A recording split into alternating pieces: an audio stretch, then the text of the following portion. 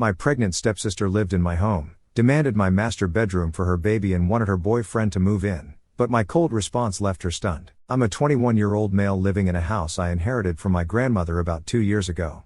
It's not some giant mansion, but it's a decent-sized 2-story house, and I'm proud of it. It was left to me specifically in her will because I took care of her toward the end, and she wanted me to have a stable place to live to help with expenses. I rent out rooms to 3 friends of mine: Jack, a 19-year-old male, Kim, an 18-year-old female, and Nee, an 18-year-old female. I've known Jack and Kim since high school, and Nee is someone Kim introduced me to who needed a room. They're good people, and living with them has been easy. We've had no drama, just a simple roommate dynamic. We all respect the house, split the chores, and hold little monthly meetings to make sure everyone's on the same page. And then there's Susan, a 22-year-old female. Susan is my stepsister. Now, let me preface this by saying Susan and I have never been particularly close. My dad remarried when I was 14, and Susan was already 15 at the time. She's my stepmom's daughter from a previous relationship. She's always been a little entitled, but for the most part, we tolerated each other while we lived under the same roof. Then our parents moved overseas for my dad's job, and I thought I'd finally get some peace. I was wrong. 3 years ago, while my grandmother was still alive, Susan asked if she could move in for just a year to finish up her schooling. At the time, my grandmother was still healthy, and she liked the idea of having more family around, so she agreed. Susan moved in, and at first, everything was fine. But then she dropped out of school. She claimed it was too stressful, but from what I saw, it was more about the fact that she met her now boyfriend, Mike, a 28-year-old male. Mike's one of those guys who thinks he knows everything about everything. He's loud, opinionated, and not exactly the most responsible person. I've overheard him say things like, "Why does a woman need to go to college? That's a waste of money." And let me tell you, Susan eats that crap up. My grandma didn't like Mike at all, and she made it clear Susan's arrangement was only temporary. But my grandma passed away not long after, and Susan stayed. At first, I let her because I didn't want to deal with drama. I was grieving, and it felt like too much to handle. Susan told me she'd pay rent and help out, so I figured it wouldn't be a big deal. It wasn't, at first. Fast forward to 5 months ago. Susan sat us all down and announced that she's pregnant. I didn't know how to feel about it. I mean, it's her life, and I'm not going to judge her choices. But what I didn't realize at the time is that this baby was going to become my problem. At first, she told us she was planning to move in with Mike soon. She said they were looking at apartments together, and she wouldn't be here long term. Honestly, I thought that sounded great for her. She'd have her own place to raise the baby, and Mike could finally step up and be the responsible boyfriend she swears he is. But weeks turned into months, and there was no movement. Mike still has his dingy apartment, but apparently, it's too small for a baby, and they can't afford anything bigger. Meanwhile, Susan started acting like my house was suddenly her house. At first, the changes were small. She started bringing home baby stuff, like a stroller, a crib, and piles of baby clothes, and just stacking it in her room. That's her space, so I didn't care. But then she started talking about baby-proofing the house, which made me nervous. I'll admit, I didn't shut her down right away. I thought, okay, making the house safer isn't a big deal. We'd all talk about it at one of our monthly meetings and figure out a fair plan. But Susan wasn't waiting for that. She started redecorating out of nowhere. I came home one day to find these tacky floral curtains hanging in the living room and a couple of cheap turtle statues on the hallway shelf. I was annoyed but calm. I took them down and quietly put everything back in Susan's room. I told her that while I appreciated her trying to make the house homey, the common areas weren't her space to change. Well, she lost it. She started yelling about how I was being controlling and unsupportive. She said the house felt stuffy and like an old lady's home. Yeah, it was my grandmother's house. I reminded her that she could decorate her own room however she wanted, but I wanted the shared spaces to stay as they were. And here's the kicker, she then asked if she could paint her room orange. I told her no. First of all, the house is mine, and I don't want the walls ruined. Second, I'm renting to other people, and I can't just let everyone paint their rooms however they want. Susan exploded. She blamed her outburst on hormones and stormed off, but things got icy after that. Over the next few weeks, Susan kept making little comments under her breath. She complained to Mike, who of course backed her up, and suddenly I became the bad guy for not letting her prepare for the baby properly. Mike even had the nerve to tell me I was being selfish because Susan's going to be a mother. I ignored it. I thought, okay, she's hormonal, stressed, and she'll calm down. But oh boy, I was so wrong. Alright, Here's where things started to spiral. After the whole redecorating drama, Susan and I weren't exactly on speaking terms. She was giving me the cold shoulder most of the time, but when she did talk, it was either complaining or passive-aggressive comments about how I don't care about family. I just ignored her and kept doing my thing, hoping she'd chill out eventually. One afternoon, Susan knocked on my door, rare, because she usually just barged in when she wanted to talk. She asked if we could sit down and have a real conversation. I was skeptical, but I agreed. I thought maybe she was finally ready to talk like an adult. We sat at the kitchen table, and at first, Susan was calm. She started by saying she's really stressed about the baby coming and how she doesn't feel prepared. She mentioned how hard it's been to find an apartment with Mike and how the rent in our area is ridiculous. Honestly, I felt for her. I get that having a kid when you're unprepared is a nightmare. Then she hit me with, "I've been thinking, and I have a solution that works for everyone." I should have known where this was going. Susan leaned forward like she was sharing a big secret and said, "I want to move into your room." For context, my room is the master bedroom, and it's the biggest in the house. It has an attached office space that I use for my small online business, basically, my livelihood. Susan explained that the office would be perfect as a nursery, and she and the baby really need the extra space. I stared at her for a second because I genuinely thought she was joking. She wasn't. I told her straight up no. Susan blinked at me like I had just spoken a foreign language. "What do you mean no? You don't even need all that space, you're just one person." I told her I do need the space. I use the office to work, and I wasn't about to give up my room just because she decided to have a baby. It's not like I forced her into this situation. She looked at me like I was being unreasonable and said, "But it makes sense. It's better for everyone." I asked her how exactly it was better for me, and she said, "Because you'll be helping your sister when she needs you most." At this point, I was done playing nice. I reminded her that she's renting one room, that's it. She doesn't get to dictate who lives where in my house. Her response, "But Jack and Kim are younger than me, and they don't need their rooms. When one of them moves out, the baby can take their room." Why are you being so selfish? I had to take a second to process what I was hearing. Not only was she trying to take my room, but now she was making plans for other people's rooms too. The entitlement was off the charts. I told her Jack and Kim weren't going anywhere, and even if they did, she still wouldn't be getting their rooms because that's not how any of this works. Susan started crying at this point, big, dramatic tears. "I can't believe you're doing this to me. You know I don't have anywhere else to go." I reminded her that she and Mike were already looking for an apartment, and if Mike cared so much about her and the baby, he should be the one making sacrifices, not me. That's when she lost it. She started yelling, saying I was heartless and selfish for not helping my family in a time of need. She accused me of prioritizing strangers, Jack and Kim, over my own stepsister. I stayed calm and told her that I wasn't going to let her guilt me into doing something I didn't want to do. I told her this house was my home, and that if she didn't like the arrangement, she could find somewhere else to live.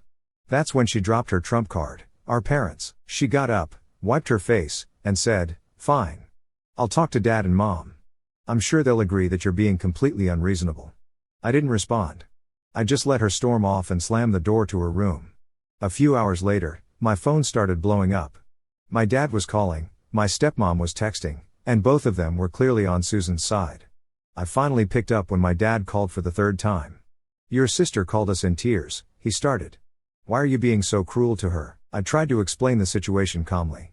I told him that Susan wanted to take my room, that she was acting like the house belonged to her, and that Mike moving in wasn't an option because of how disrespectful he's been in the past. But my dad wasn't having it. "She's pregnant, son. She's vulnerable right now. Can't you just help her out? You don't need all that space, it's not a big deal." At this point, I was getting frustrated. I reminded him that this is my house, and Susan has no right to make demands. I also told him that letting Mike move in would only create more problems. My dad just sighed and said, "Family comes first, always. You're her brother, you need to do the right thing." That phrase, "the right thing," pissed me off. I asked him why it's always my responsibility to clean up Susan's mess. She chose to get pregnant.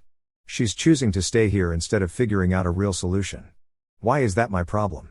My dad got quiet for a second and then said, "I'm disappointed in you." That stung, I'm not going to lie, but I stood my ground. I told him Susan wasn't getting my room, and if she and Mike didn't like the living situation, they could figure something else out. I hung up before he could respond. After that call, I felt drained. My parents were completely on Susan's side, and I knew she'd be using that as ammo. She didn't say a word to me for the rest of the night, but I could hear her talking to Mike on the phone, probably trashing me. The next morning, I found a note taped to my door. It said, "I hope you're happy. Mom and Dad agree that you're a selfish jerk. I'll be talking to a lawyer about my rights to live here." A lawyer? Seriously? I knew Susan was dramatic, but this was a new level. At that point, I decided I needed to get ahead of this. If Susan wanted to play hardball, I was going to be ready. After Susan's dramatic threat about talking to a lawyer, I knew I couldn't just sit around and wait for her to pull something. I'm not a lawyer, but I'm not dumb either. This is my house legally, and she has no claim to it.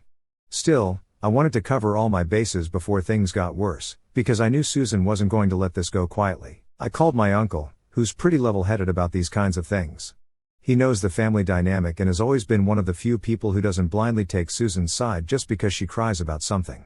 Luckily for me, my uncle has a close friend who works in property law, so we set up a meeting for the next day.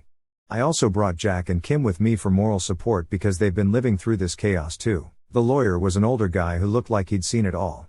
After I explained the situation, how Susan's living here month to month, her wanting my master bedroom, her threats, and everything else, he kind of just sat back and said, "You've got nothing to worry about."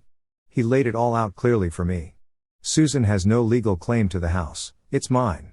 She's living here month to month, which means I can give her proper notice to move out at any time. She doesn't have a written lease, and verbal agreements can only go so far in court. The lawyer also said that while I couldn't evict her on the grounds of being pregnant, which I would never do anyway because I'm not a monster, I could evict her for breaking house rules. And boy, did she break them. Here's where things got interesting. Jack and Kim finally opened up about things Susan had been doing behind my back. They didn't want to stir the pot before, but now that the situation had escalated, they felt like I needed to know.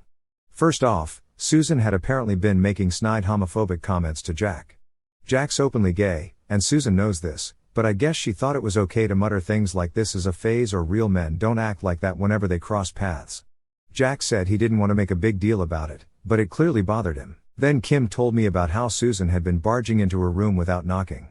Susan kept borrowing things without asking. Makeup, clothes, even food. The final straw for Kim was when Susan ruined a load of her laundry. Kim's pretty sure Susan did it out of pettiness because the clothes weren't just mixed up, they were completely trashed. Hearing this made me even angrier than I already was. Susan was treating everyone in the house like we were just inconveniences she could walk all over. This wasn't just my problem anymore, it was affecting my roommates, and I wasn't about to let it continue. After the lawyer reassured me that I had every legal right to give Susan notice, I asked what steps I needed to take. He said the key was to document everything. So, when I got home that night, I sent Susan a formal notice by email and text. "Hi Susan, this is your official notice that I will not be renewing your month-to-month agreement. You have 30 days to make arrangements to leave the property. If you'd like to discuss this further, I'm available to talk tomorrow." I wasn't trying to be rude or antagonistic, I just wanted it to be clear and professional. Next, I called a locksmith. I had already been planning to change the locks for unrelated reasons. There's some old baggage with an ex who still had a key, so I figured it was a good time to just lock everything down and make the house more secure. The locksmith came that same evening and replaced all the locks on the front door and bedroom doors. I also had a lock added to the living room door and garage because I wasn't about to let Susan or Mike snoop around where they didn't belong. The kitchen, bathroom, and Susan's room were left accessible to her because that's all her agreement entitles her to. Just to cover myself, I texted Susan one more time. "Hi, the locks have been changed for security reasons. Your key is available for pickup. Let me know when you'll come by, and I'll make sure you get it." No response that night. Susan didn't come home. I knew she was with Mike. Honestly, I was relieved. I didn't want to deal with her storming into the house and throwing another tantrum. What I did get, though, was another call from my dad. "Why are you locking your sister out of her home? Do you realize how cruel you're being?" I calmly explained to him that Susan wasn't locked out, her key was ready for her to pick up, and I had texted her multiple times about it. My dad didn't seem to care about that part. "She's pregnant, for God's sake. How can you be so heartless to your family?" At this point, I was done arguing. I told him, "Susan has 30 days to find somewhere else to go. I've been more than reasonable. She's broken house rules, disrespected me and my roommates, and made living here miserable. I'm not going to let her take over my house just because she thinks she can guilt me into it." My dad started going on about how family comes first and how disappointed he was in me, but I just ended the call. There was nothing left to say. It's been a day since all this went down, and Susan still hasn't shown up to get her key. I've texted her a couple more times to let her know it's available, but she's ignoring me. My guess is that she's staying at Mike's and probably trying to figure out her next move. I'm not looking forward to the moment she comes back because I know there's going to be a scene. Susan's not the type to go quietly, and I'm sure she's already spinning some story to my parents about how I'm the villain. But here's the thing, I'm done feeling guilty about this. She's my stepsister, not my responsibility. She made her choices, and I'm not about to let her steamroll me, my roommates, and my life because of those choices. I'm prepared for whatever happens next. If she wants to drag this out, I've got the lawyer's advice to back me up. If she wants to keep our parents on her side, so be it. I know I'm doing the right thing for myself and my home. It took 3 days, 3 blissful Susan-free days, where the house was peaceful, and nobody had to tiptoe around her tantrums or deal with her passive-aggressive remarks. I knew it wouldn't last forever, though. Susan's not the type to let things go, and I could feel the impending storm hanging over the house like a dark cloud. On the evening of the 3rd day, I was in the living room with Jack and Kim watching TV when we heard Susan's car pull into the driveway. The 3 of us exchanged looks because we all knew exactly what was coming. The front door rattled, and then there was a loud, frustrated pounding. "Are you serious? You changed the locks? Let me in." Susan's voice was loud enough to wake the entire neighborhood. I grabbed her new key, walked to the door, and opened it to find Susan standing there with Mike behind her, looking smug as always.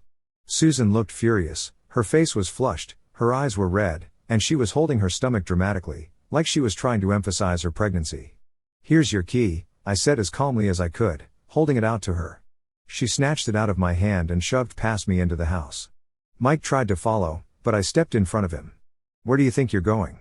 I asked. "Into the house," he said, his tone casual, like he owned the place. "No. You're not welcome here," I said firmly. "This is still my house, and you—" "Oh my God, you're being ridiculous," Susan interrupted. "He's here to help me carry my stuff upstairs. You're going to make a pregnant woman do it herself?" Jack and Kim were watching from the living room, and I could feel their silent support. I wasn't about to let Mike get his foot in the door, because knowing him, he'd just stay for a few nights and never leave. "I'll help you carry your things," I told her, ignoring Mike completely. Susan groaned dramatically. "You're being impossible. This is our house too, you know." "No, our house," I repeated, trying not to lose my cool. "No, it's my house. You rent a room here. You don't get to bring your boyfriend in whenever you want, and you don't get to call the shots." Susan turned back to Mike and waved him off. "Fine, just wait in the car. I'll deal with this." Mike muttered something under his breath, probably an insult, but he left. Susan stomped up the stairs to her room, and I followed, ready to carry her stuff so we could avoid another argument. Once we got into her room, it became obvious what she'd been doing the past few days. The place was crammed with baby supplies, bags of diapers, a crib still in its box, baby clothes, blankets, bottles. Half of it wasn't even unpacked. I couldn't help myself.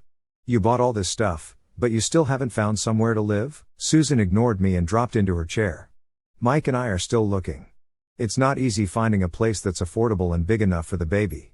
I took a deep breath because I knew where this was going. "Susan, you have 30 days. I gave you notice. You're going to have to figure this out." She stared at me, her expression going cold. "Do you know how much of a jerk you're being? You have plenty of room here. I'm family. I'm pregnant. And instead of helping me, you're kicking me out onto the street." "You're not being kicked out," I said, trying to keep my voice even. "You've had months to figure this out, and instead of doing that, you've been arguing with me about paint colors and decorations. I'm not responsible for fixing this for you." Susan stood up, and I swear I thought she was going to throw something. "You don't even need this house. You're just one person. Grandma wouldn't want you to throw me out like this." At that, I lost it a little. "Don't bring Grandma into this. You know she didn't want Mike here. She didn't let you redecorate when she was alive. So don't act like I'm being unreasonable. You've taken advantage of every ounce of kindness I've shown you, and I'm done." Susan started crying, full-on sobbing, as she sat back down. "I can't believe you're treating me like this. I'm pregnant. What kind of brother does this to his sister?" The crying wasn't working this time. I was done feeling guilty. "You have 30 days, I repeated. If you need help moving your stuff out, I'll help you. But you're not staying here, and Mike is never moving in." Susan didn't respond, but she spent the rest of the evening slamming doors and stomping around the house. Mike came back later to pick her up, and they left without another word. I could tell she was plotting something because Susan's the type who doesn't go down without a fight. Later that night, my dad called. "Susan told me what happened," he said, his tone accusatory. Of course she'd called him, I wasn't even surprised. She told you the part where she's been breaking house rules, treating Jack and Kim like crap, and demanding my room? Or did she leave that out? My dad sighed. She's stressed, son. She's pregnant, and you need to be more understanding. You're throwing her out when she has nowhere else to go. I gave her 30 days notice, I said as calmly as I could. She's had plenty of time to figure this out. She's not my responsibility. She's an adult, and so is Mike. They can sort this out together. She's your family, he shot back. You're supposed to help your family. I've been helping her for years, I said. This house is mine, and I'm not letting her take advantage of me anymore. We went back and forth for a while, but it was clear my dad wasn't listening to me. He ended the call by saying he was disappointed and that I was acting selfish. I hung up and sat in silence for a while, trying to process everything. Point after Susan's dramatic text about talking to a lawyer, I knew she wasn't bluffing about trying to make my life miserable.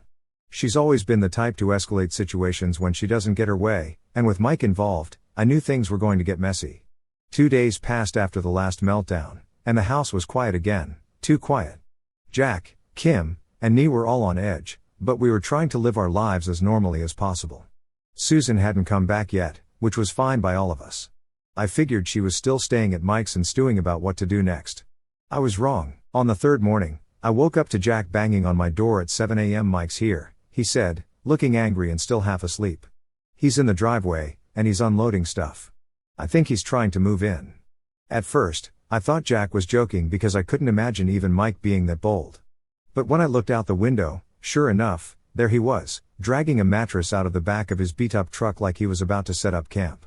I was so stunned I almost laughed. Almost. I threw on some clothes, grabbed my phone, and stormed outside.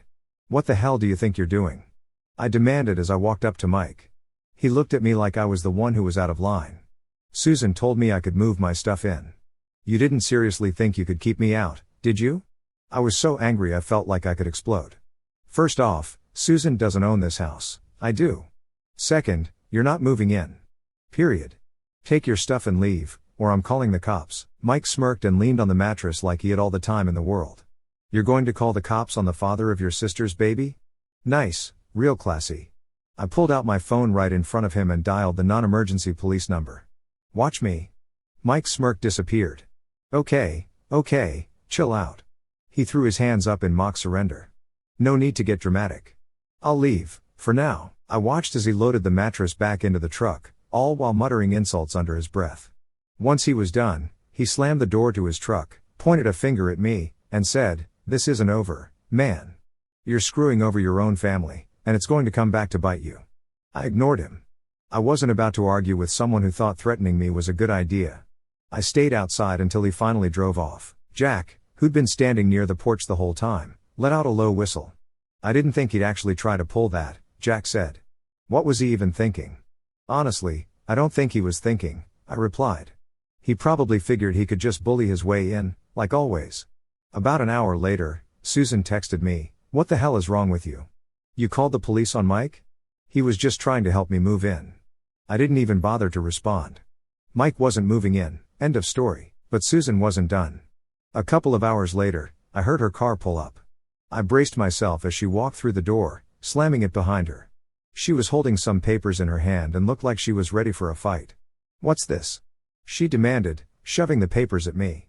I looked them over, and I swear I almost laughed. They were random internet printouts about tenant rights and eviction laws. I handed them back to her. "Susan, this doesn't apply to you. I already talked to a lawyer. You're month to month. I gave you proper notice. You don't have a leg to stand on." Her face turned red.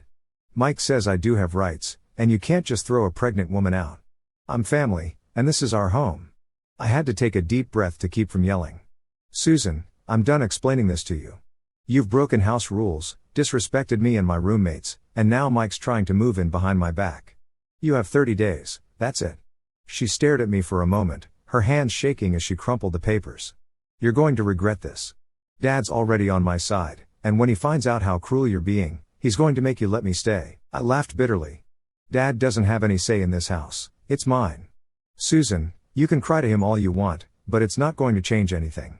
She looked like she was about to cry again, but instead, she stormed up to her room and slammed the door so hard I thought it would come off the hinges. The next 2 days were tense. Susan was sulking in her room most of the time, but she made sure to slam the doors or stomp around the house whenever she came out. She didn't speak to anyone, but the energy was awful, like we were all walking on eggshells. Jack and Kim stayed out of her way, but Nee had had enough. On the second day, Susan left dirty dishes piled in the sink and didn't clean up after herself. Nee confronted her in the kitchen. "You're not the only one who lives here, Susan. Clean up your mess." Susan snapped back, "Maybe you shouldn't even be here. This house is for family, not freeloaders." Nee came straight to me and told me what Susan said. I couldn't believe it. Susan was now openly attacking my roommates, the same people who've done nothing but be patient with her nonsense. That night, I called a house meeting without Susan. I sat down with Jack, Kim, and Nee, and we all agreed we couldn't let Susan keep making the house miserable. I promised them I'd handle it. The next morning, I sent Susan a final message. "This is your second reminder that you have 30 days to vacate the property. I've been more than fair, but your behavior toward me and the other tenants has gone too far. If you continue to violate house rules or harass anyone, I'll involve my lawyer again." She didn't respond, but I know her, she's planning her next move. The tension in the house had become unbearable. Susan was still sulking in her room, stomping around like a petulant child whenever she emerged to use the kitchen or bathroom. My other roommates, Jack, Kim, and Nee, had been tiptoeing around to avoid her wrath. Nobody wanted to set her off because we all knew what she was capable of. I was counting down the days until her 30-day notice ran out. In my mind, I kept reassuring myself that if we just rode out the clock, this nightmare would end. But Susan had other plans. It all came to a head on a Saturday afternoon. I was in the garage organizing some stuff for my small business when I heard shouting from inside the house. Jack ran out to get me. "Dude, Susan's going nuts," he said, out of breath. "She's throwing stuff around the living room and screaming at me." I dropped everything and ran inside. Sure enough, when I walked into the living room, Susan was in full meltdown mode. Nee was standing near the wall with her arms crossed, looking both angry and stunned, while Susan was pacing around the room with tears streaming down her face. "You people are so ungrateful," Susan screamed, her voice cracking. "I'm pregnant. I'm carrying a child, and you're all treating me like garbage." "Susan, what the hell is going on?" I asked, trying to keep my voice steady. She turned on me, pointing a shaking finger in my face. This is all your fault. I told you I needed help, and you're just kicking me out like I'm nothing. You don't care about family. You don't care about me or my baby." Before I could respond, she picked up one of the throw pillows from the couch and hurled it across the room like it was a weapon. It hit the coffee table and knocked over Nee's water bottle, which spilled everywhere. Nee finally snapped. "You're insane, Susan. I've been patient, but this is it. You're treating us like garbage when we've done nothing to you. You're making this whole house miserable." "Miserable?" Susan shrieked, clutching her stomach like she was playing the ultimate victim. "I'm the one who's been treated like dirt since I moved in. All I wanted was a little support, and you've all been against me since day one." I took a deep breath, trying to keep my cool as I approached her. "Susan, this has to stop. You can't throw tantrums and destroy things in a house that isn't yours. I've been more than fair. You're making this harder than it has to be." Susan's eyes narrowed at me, and for a moment, I swear I saw something shift. It wasn't tears anymore, it was anger. "You think you're so righteous," she said, her voice suddenly quiet and dangerous. "You don't deserve this house. Grandma would have wanted me here. She would have wanted me to have a safe place for my baby." I couldn't help but let out a bitter laugh. "Are you serious? Grandma didn't even let Mike in the house when she was alive. You're trying to rewrite history because it suits you. This is my house, Susan, not yours, not Mike's, and certainly not Grandma's anymore. You need to accept that." She stood there, frozen for a moment, looking at me like I just slapped her. Then she did something I didn't expect. She stormed upstairs and slammed her bedroom door so hard that a picture fell off the wall. For the next hour, the house was silent. Jack and Kim helped Nee clean up the water Susan had spilled, and we all sat in the kitchen, just waiting. None of us knew what her next move was going to be, but we were all on edge. Then Susan came back downstairs. This time, she was dragging a suitcase behind her. Mike was outside in his truck, honking the horn like a jerk. Susan didn't say a word to any of us as she walked past. Her face was blotchy from crying, but she looked furious, like she'd swallowed her pride but was still simmering underneath. When she reached the front door, she stopped and turned around to face me. "I hope you're happy," she said, her voice cold. "You've ruined everything. I'll make sure Dad and Mom know exactly how awful you are. You're going to regret this someday." "I'm sure I won't," I replied calmly. She glared at me for a moment, then stormed outside. Mike loaded her suitcase into the truck, and they drove off, tires squealing down the street. The house felt eerily quiet once she was gone, like we'd all just survived a hurricane. I stood in the living room for a minute, trying to process everything. Jack came up beside me and clapped me on the shoulder. "Well, that was dramatic," he said. "Understatement of the year," Nee muttered as she joined us. "I'm just glad she's finally gone. I can't believe she threw a full tantrum like that." "I knew she'd go out with a bang," Kim added, shaking her head. "But at least it's over," and it was. For the first time in weeks, I felt like I could breathe again. Over the next few days, Susan continued to blow up my phone with angry texts and voicemails. I ignored them all. My dad called me twice to yell about how I'd abandoned my sister and acted like a monster, but I wasn't backing down. I calmly told him that Susan had made her own bed, and it wasn't my responsibility to fix her problems. Eventually, the calls and messages stopped. I guess Susan realized she wasn't getting anywhere with me. With Susan gone, the atmosphere in the house completely changed. Jack, Kim, Nee, and I finally felt like we could relax again. We cleaned up her room, which was left a mess, and I changed the locks one last time just to be safe. Looking back, I don't regret anything. I stood up for myself, my friends, and my home. Susan tried to manipulate, bully, and guilt-trip me into giving up everything I'd worked for, but I didn't let her. It sucks that my dad and stepmom are still on her side, but at this point, I've accepted it. Some people will always choose to see what they want to see. I know Susan's out there somewhere, probably telling everyone I'm the villain in her story, but I don't care. I'm finally free of her chaos, and the house feels like home again. If you take anything away from this, let it be this: don't let entitled people walk all over you just because they're family. Set boundaries. Stand your ground. It's worth it.